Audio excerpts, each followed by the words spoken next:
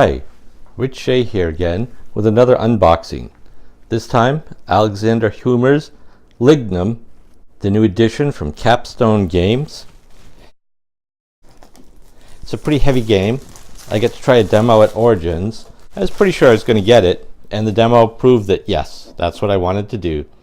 The cover, well, not that inspiring. Inside, the rule book. It's nicely illustrated, glossy paper. You can see there's a lot of things going on in the game. There's lots of parts and additions. There's a fair amount of setup. This is one of those heavy economic games with a lot of things going on, and that's sort of the point. You have to do a lot of things to get anything done, and this is how to do them all.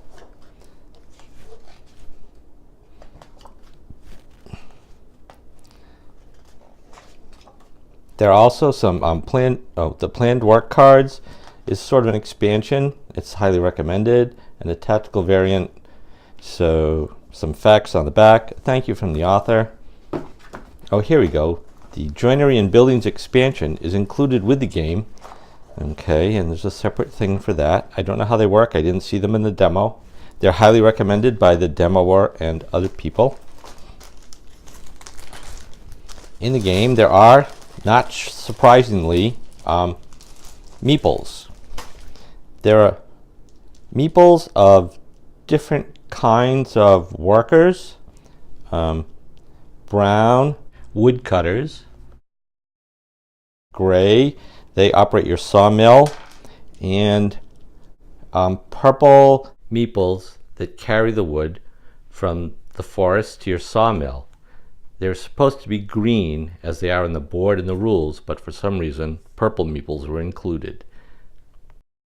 There are green cubes, you see them in there. The green cubes are food, which is an important part of the game.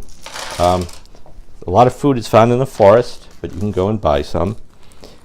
The game is all about 3 kinds of wood. Let's go over here. These wooden bits.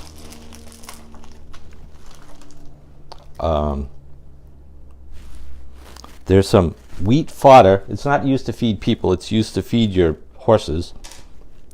The 3 kinds of wood in the game are hardwood, that's the black, softwood, that's the medium, and firewood, that's the light beige color. You'll collect those in the forest using workers and moves. But at the beginning of the game, each player has a foreman, and he takes a trip to the cutting area, and along the way collects resources, hires workers, and gets the stuff ready for the turn. The round discs are collected in the forest. You saw them into these much more valuable pieces of lumber of the 3 kinds, and they come with these agricola fences. There's a bunch of bags to sort your stuff. There are cards with tasks where specific kinds of wood, and the plus indicates aging the wood, putting it aside for time, that can then collect a huge amount of money. Some of the tasks are easier than others. There'll be several of those in play. There's a large selection. I think these are some special, well, I guess you can take a loan and get some money. I'm not sure exactly. I think, there are variability in the costs of overwintering. You have to feed your people in the winter and keep them warm with firewood. These cards draw, each turn 2 of the forest areas get replenished with wood, and 2 of them get some food. And that changes over the course of the game, and it's variable, of course.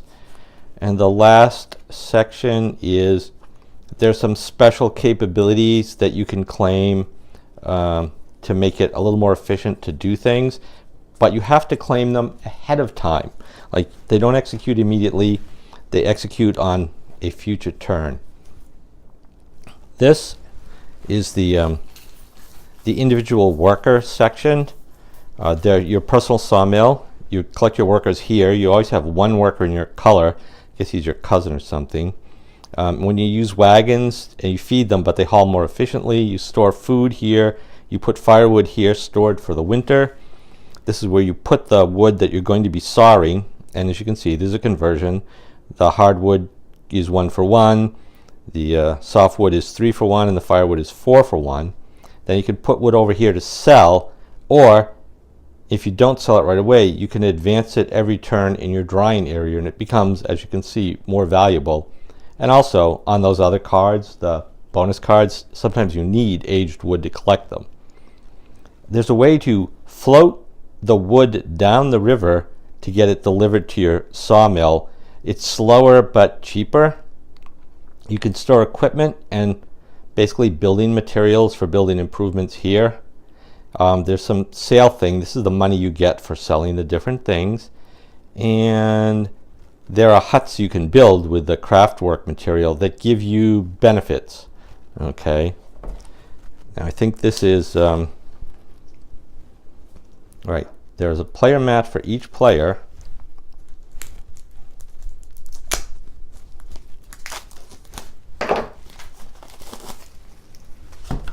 Oops. 1, 2, and they have the player colors on them. 3, 4. So this is player sawmills. I think these are other improvements that are available, I think, in the advanced thing. Each person can have a joinery where they can add extra buildings and capabilities. That's in the advanced version. And the rest of the material that's in here, by the way, I hope you can see the cardboard's quite thick. It's finished on the back. The game's lovely, but not super chromatic. That's a good way to put it. Like Agricola and a lot of other games like this, and other Capstone games, the graphics aren't over the top, but they're quite nice. Now here's the map. I'm not sure I'm going to get it all on camera at once. It has 2 similar sides. You can see that's over there, and then we'll go over here. All right, so planned work. This is where those cards that I showed you, you can decide when you're going to do them during the 2 years of the game. There's a chart on what it takes to construct a hut, which is 3 different kinds of building material.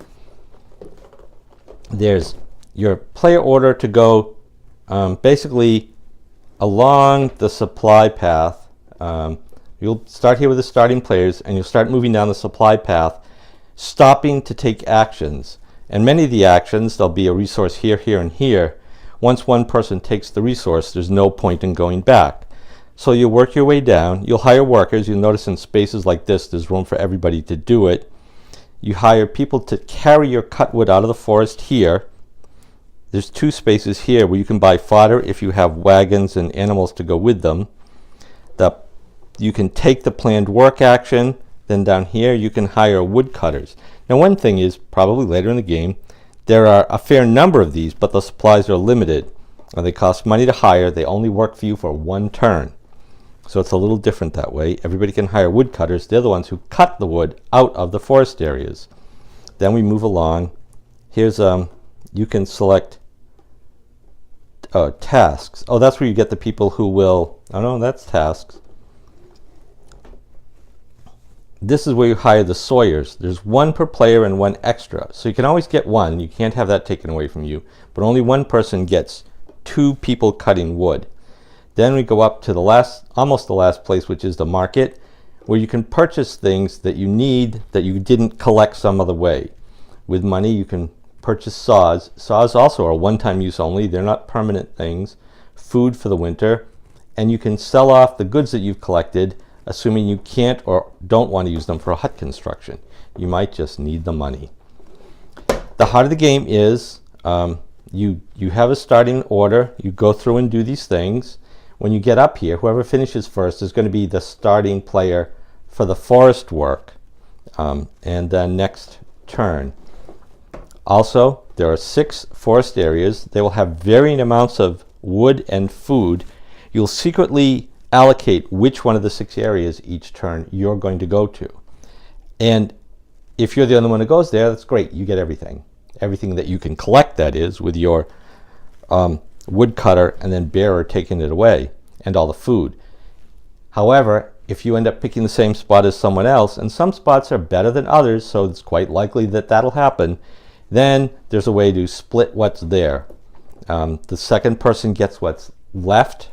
I believe the food is split, but the wood is cut in player order. Now, if it's a place that's flush with wood, it's unlikely that one player can cut all the wood that's there, cutting the other player out. If it is, then you've chosen poorly. So the order, once people get there, is you cut wood. Wood might arrive if you put it in the water before, or you put it in the water. Yes, if you put it in the water before. You allocate transport for the wood. You saw the wood that's in your sawmill. You claim tasks. Oh, that's it, claim tasks. Sell off wood that you want to sell. Advance wood that's drying. In the game, so each year there's a spring, summer, fall, winter turn. These spaces are where you allocate future work, so that can't happen on the first turn. The spring, summer, and fall terms are pretty normal. The winter term is different. That's where you're going to have to feed and heat your house. But you can also sometimes move wood around. In the winter, there's a cutting to make firewood, transporting things that are on sleds, and you can still saw things in your sawmill that you had there from before. You might be able to perform a task, allocate food, spend food and spend heating to take care of your people. And you do that, and whoever basically has the most money at the end is the winner. But we'll finish going with components. This side is, I believe the two different sides are for the number of players. I should have been more careful about that. Oh, no, this is for the advanced part with the joinery and buildings available and how to get those. There are also cut pieces. There are extra food markers, coins, the joinery things, wood pile tiles, the goods you need for doing things. And then they start allocating the transport. These are rafts, wagons. These are the markers you use for future work. You'll have one to show which one you put it on, and one to put it on for when it happens. More goods. I can't remember what those are for because we didn't see them before. You'll have a set of these markers in your color for selecting which forest area you go to. And saws, sleds for winter, and more wagons. And that's it. The die cut pieces are quite chunky, which is good.